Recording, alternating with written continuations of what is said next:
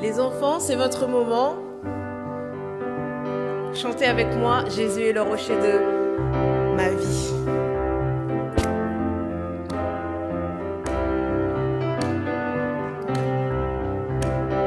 Jésus est le rocher de ma vie.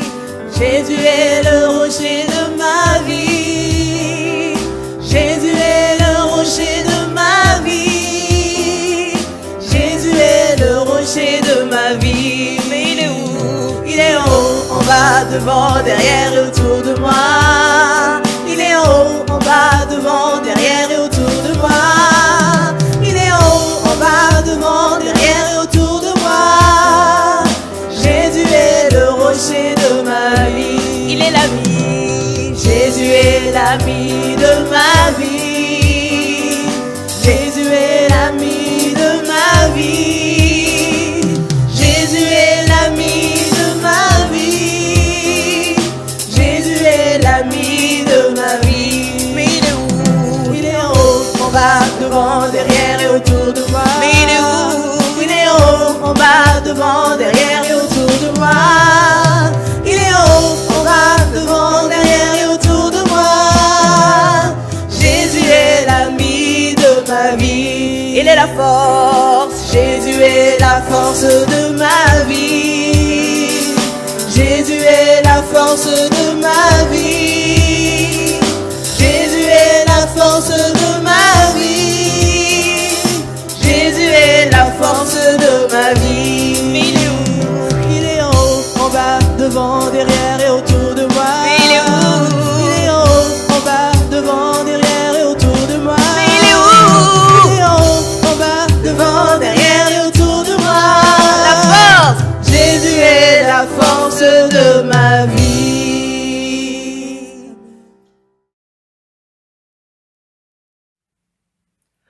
Parabole du semeur et des terrains.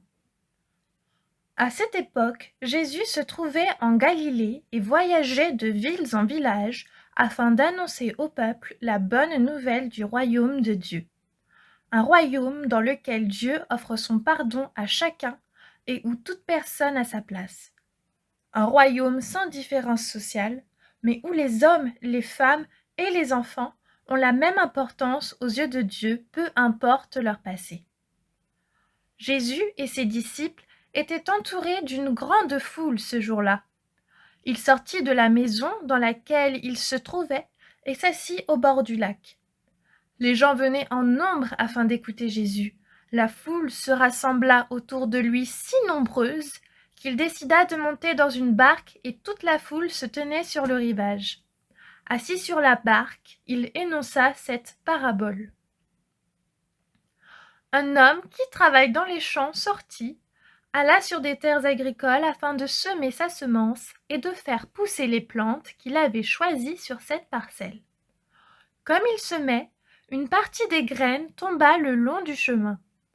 Cette partie fut alors piétinée par les passants et les oiseaux dans le ciel mangèrent tout ce qui pouvait rester. Une autre partie de la semence tomba quant à elle sur un sol pierreux. Il s'agit d'un sol pauvre qui contient beaucoup de pierres. Les graines poussèrent très vite car elles n'avaient pas beaucoup de terre pour établir leurs racines. Mais quand le soleil parut, elles séchèrent parce que n'ayant pas de racines profondes, elles manquèrent d'humidité à cause des pierres qui empêchent l'eau de bien s'infiltrer dans le sol et retiennent la chaleur. Une autre partie des graines encore tomba au milieu des ronces.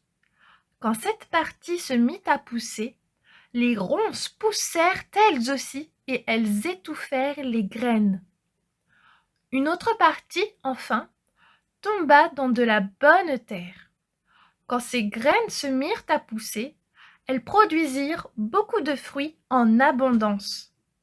Après avoir parlé, Jésus conclut sa parabole en disant tout haut que celui qui a des oreilles pour entendre, entende. Les disciples s'approchèrent de Jésus et lui demandèrent ce que cela signifiait. Jésus parlait beaucoup sous forme de paraboles. Il utilisait des histoires de la vie quotidienne comme moyen de faire comprendre les choses du royaume de Dieu. Il expliqua la parabole à ses disciples. Le semeur sème la parole. Ici, les graines représentent la parole de Dieu et l'endroit où elles se posent correspond à l'état du cœur de chacun. Certains sont le long du chemin où la parole est semée. Ils entendent la parole du royaume de Dieu, mais ne la comprennent pas, parce qu'ils n'avaient pas ouvert leur cœur et leur esprit pour recevoir la parole. Le diable, qui ne veut surtout pas que les humains croient et soient sauvés, vient aussitôt et enlève la parole qui a été semée en eux. Les graines sont piétinées et disparaissent dans le ventre des oiseaux. La parole est immédiatement oubliée. Le diable peut utiliser n'importe qui pour te distraire et voler les bonnes choses que tu entends si tu ne fais pas attention et si tu ne t'es pas préparé à écouter la parole de Dieu. Ceux qui sont sur le sol pierreux sont ceux qui, lorsqu'ils entendent la parole, l'acceptent avec joie.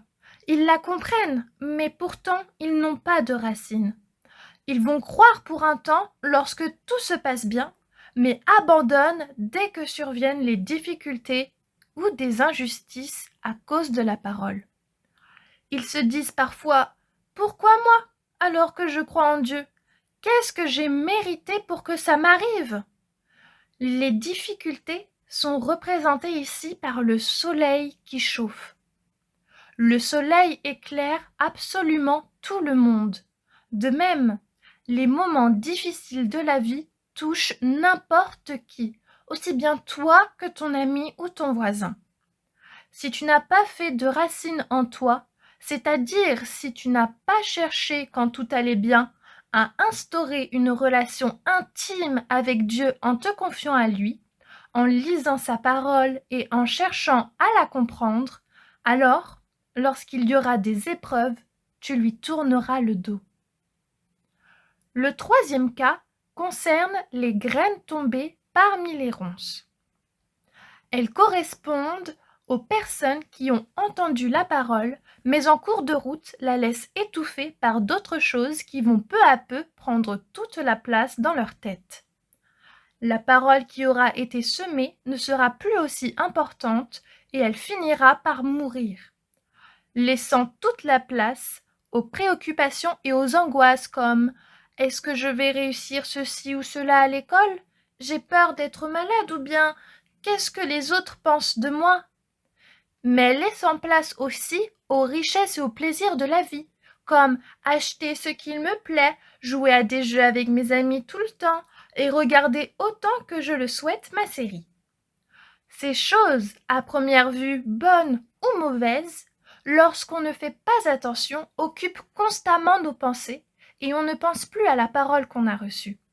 Par conséquent, nous ne nous améliorons pas afin de devenir des personnes meilleures, parce que la parole de Dieu n'a pas pu mûrir, étouffée par toutes les occupations de notre esprit dans notre tête. Enfin, Jésus explique ce qu'il se passe lorsque ton cœur est comme de la bonne terre et reçoit la semence. Ceux qui ont reçu la semence dans la bonne terre sont ceux qui ont entendu la parole avec un cœur honnête et bon. Un cœur honnête, c'est quelqu'un de sincère qui ne ment pas, et un cœur bon, c'est une personne qui va toujours chercher à faire le bien autour de lui. Ces personnes retiennent la parole de Dieu et portent du fruit avec persévérance. Si tu entretiens une relation personnelle avec Dieu, alors tu ne seras pas distrait par tout ce qui t'entoure, car tu auras tous les jours un moment réservé pour lui. Tu peux recevoir la parole de Dieu si tu parles de lui au sein de ta famille ou avec des amis, mais surtout dans ta Bible. Parfois cela peut être compliqué, mais demande à Dieu à chaque fois que tu liras ta Bible de t'aider à comprendre et tu verras que de plus en plus, quand tu repenseras à ce que tu auras appris, ton esprit sera ouvert pour comprendre encore mieux. Tous les jours, cherche à faire le bien. Par exemple, si tu t'énerves vite, essaye de rester calme. Si tu remarques que tu penses beaucoup à toi, mais tu ne te demandes pas si ceux qui t'entourent ont besoin d'aide ou comment ils vont, alors ouvre ton regard vers eux et sois attentif. Si tu es préoccupé, parle-en à Dieu, confie-toi en lui. Ça fait aussi partie de la relation personnelle avec lui et aie confiance.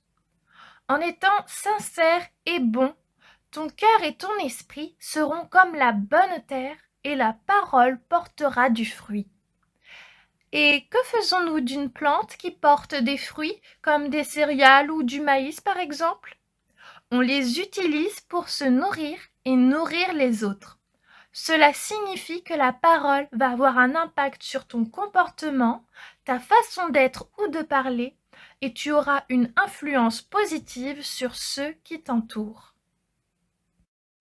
Je te souhaite un bon dimanche, une bonne semaine et à bientôt.